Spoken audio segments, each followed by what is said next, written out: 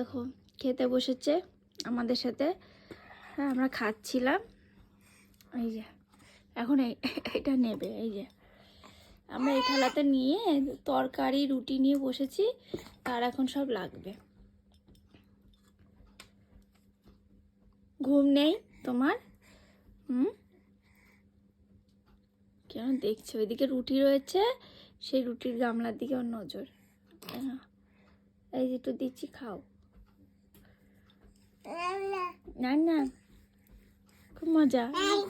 এই আচ্ছা শোনো বাবা, এই যে শোনো বাবা।